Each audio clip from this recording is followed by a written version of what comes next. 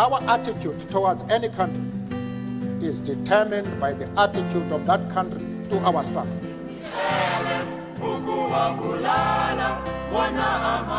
Go into Mozambique and kill at will. Where there has been unity, the advance to independence has been easy.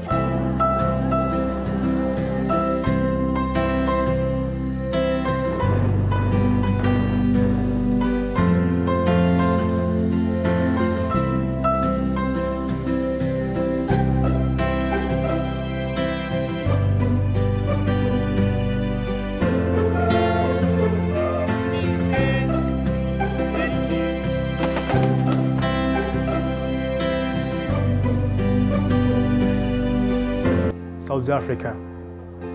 Its struggle for independence was a long and complex process. The country gained independence from Britain in 1910, but the white minority government went on to deny political rights to the black majority.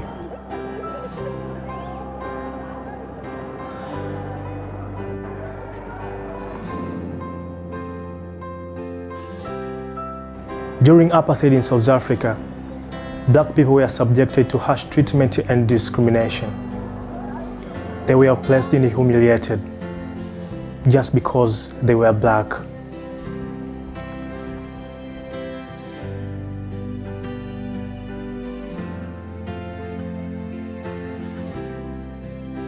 Prime Minister Porter did not need a mandate if he wanted to make any changes. If he had a mandate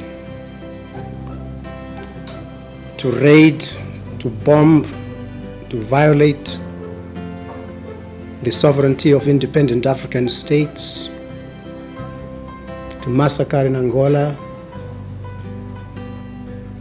to go into Mozambique and kill at will, and get the support of white political parties in that act,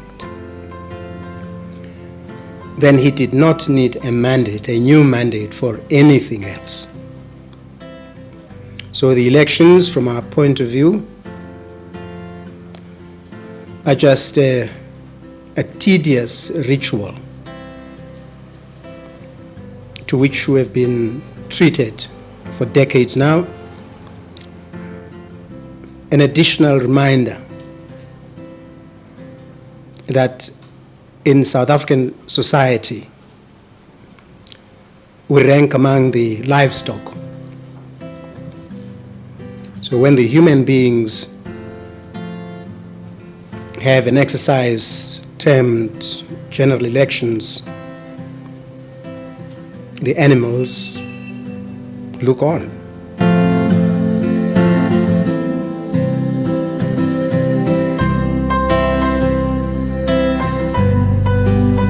Black women experienced the same discrimination and harsh treatment as the black men. We are forced to live under a wide range of repressive laws that denied them freedom in the political, social, and economic context.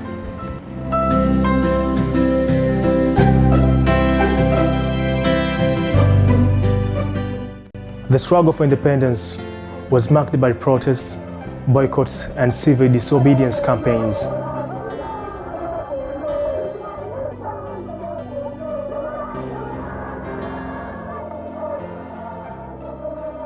In 1960, during the Sharpeville Massacre, over 70 people were killed and marked the beginning of more abrupt phase of state repression that would crush internal resistance in the space of few years.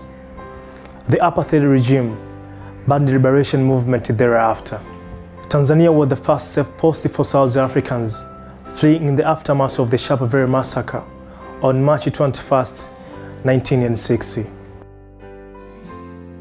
Among those who left South Africa to rally international support for the liberation struggle were the former ANC Deputy President Oliver Kaizana Tambo and Peter Molosi of PAC. Tanzania under Mwalimu Julius Kambarage Nyerere was the southernmost independent African country from which armed operation could be carried out into unliberated states in South Africa. Tanzania offered itself as a base for those fighting for liberation of South Africa. hosting the forces of movements including AUC and PAC. These last few months have indicated, once again, that despite decades of ruthless oppression, the people of South Africa have not acquiesced in their degradation. Their spirit has not been broken, even by murder and torture on a large scale. Without arms and almost without hope, they have again protested and being treated as less than human.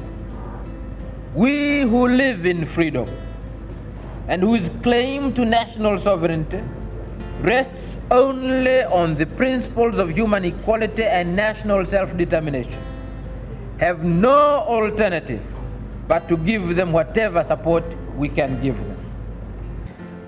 In 1963, the ANC officially established its Tanzania mission with headquarters in Dar es Salaam and then a military camp for guerrilla of its armed wing known as Mkoto Wesizwe, which was opened in Kongwa.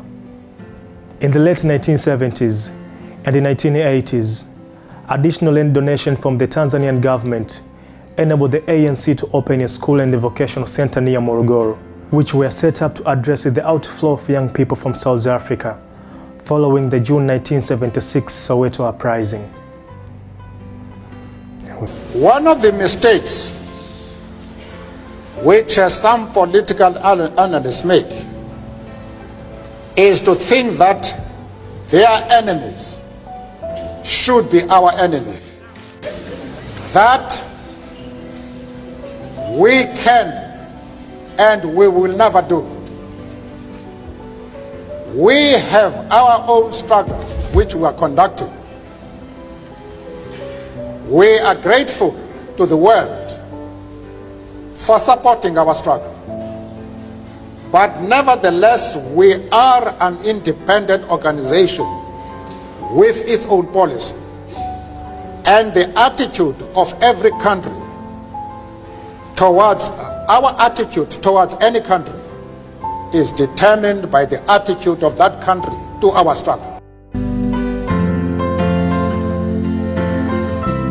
can't talk about a South African liberation without talking about the role that has been played by Tanzania. And everywhere that I have been, I have taken a moment to say thank you very much, people of Tanzania. Asanteni sana. We talk today of a South Africa that is free because Mzee Nyerere saw it fit to allow liberation movements from Southern Africa to come and build a home in this country. Particularly, he even went further and decided to donate pieces of land, particularly to the African National Congress, of which I am a member, to make sure that the freedom fighters, leadership of the African National Congress know that they have a home in this country. When we were in Mazimbu, we saw the land that was donated by this country and what has been built by the South Africans there. When we were in Dakawa, we saw and what has been built there. When we were in Kongwa, we saw the graves. What we appreciate is the fact that when our freedom came and we had to go back home, what you had given to us as an empty piece of land, we gave back to you with buildings that we had built on those lands. We as South Africans feel that we have come home. This is our home. And we did not even need to be told that we are home. We felt it as we came in. This piece of land we were given by Mwalimu, we put it to good use, and it's now been handed over to its rightful owners. So in many ways, we have given you a piece of South Africa. So we have returned to the place which, for 3 decades, provided shelter, comfort, nourishment, and knowledge, and inspiration to thousands of South African freedom fighters.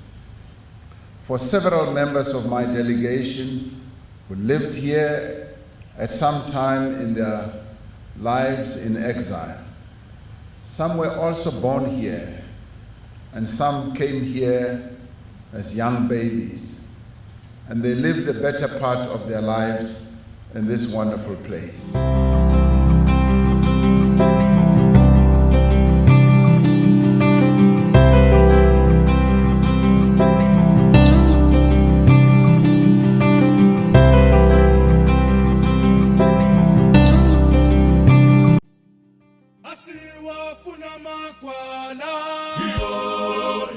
Asiwa funama vela shona.